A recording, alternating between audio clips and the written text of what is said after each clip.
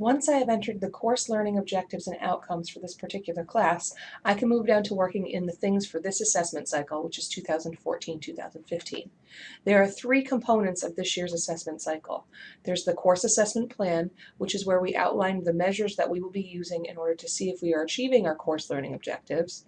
There are the course assessment findings, which looks at, given the plan that we established above, what were the findings for those measures. And then finally, there's a section for changes for course improvement.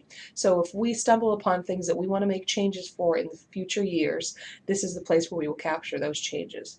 For now, we're going to focus on writing the course assessment plan because we cannot work on these other sections until that has been completed.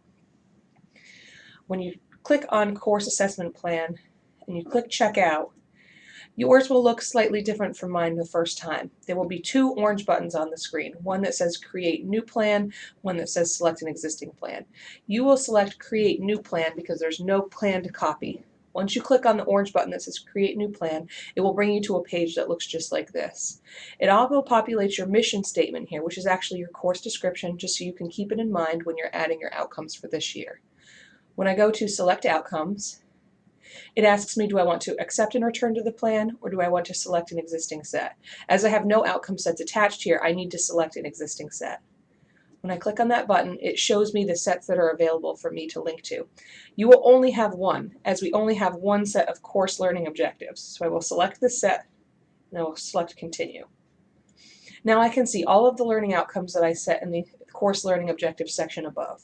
For this particular demonstration, I'm going to look at identify the components of the scientific process. I will check the box to the left and I will select accept and return to plan. Now I can see here's the student learning outcome that I want to measure this year. I will select add new measure, and then I will fill in this section with all the information that I have for the measure that I'm using this semester. For my measure, I'm going to be looking at midterm exam questions. I go to this drop-down box which asks me what type of measure this is, and I can see this is an exam, so this is a direct measure, which is the exam. And then I will add the details and description of this measure. For my description, I'm going to include that these particular questions on the midterm ask students to use this knowledge, identifying the components of the scientific process. I will establish a target. A target is how I know if this is being successful or not. If I decide that 40% of the class needs to get these questions right in order for me to feel that the course objective has been met, that is what I would identify here for a target. For my target, I'm going to say that I expect 80% of students to receive full credit on both of these questions, which demonstrates that they understand the scientific process and all of the components associated with it. I'm going to identify my implementation plan and my timeline. All of the things that we will be writing this semester will be attached to the spring 2015 semester. I will put my name in to identify I'm the instructor who's adding this measure, and I will add my CRN. Once I click Apply Changes, I can now see here's the measure that I've identified, which will be looking at this particular student learning outcome. So essentially, this is how I will know that students are getting this student learning outcome. If I wanted to add another measure to this particular outcome, because you may measure some things in multiple ways, I would select this box that says Add New Measure. So for my class, I could say that an additional measure that I will be using to assess if students are getting this course learning outcome is doing a presentation on an issue in microeconomics. This is not an exam, it's not really a student artifact, and it's not a portfolio, so I'm going to put this in the direct other section. Now I will add a description. For this particular measure, I'm going to be utilizing a rubric. So students will be required to give a presentation on an issue in microeconomics, and they will need to demonstrate that they understand the scientific process. And I've outlined these are the items on the rubric which assess the knowledge of the scientific process and the accuracy with which they are applying this process.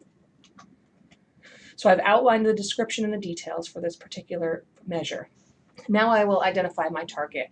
How will I know that students are successfully achieving this course learning outcome given this measure? I'm going to identify a target of 80% of the class will receive a 3, which indicates meeting the standard, or above on the rubric for both questions. My implementation plan will be spring 2015. I put my name in as the instructor, and then I put in my CRN.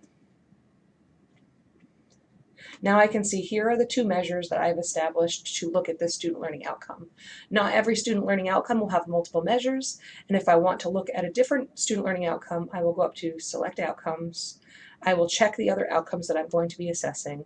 I will select Accept and Return to Plan, and now I can add measures to this student learning outcome. That's how you add the measures for the course assessment plan for this particular academic cycle. When I have finished, I will go up to the top, I will select Check In.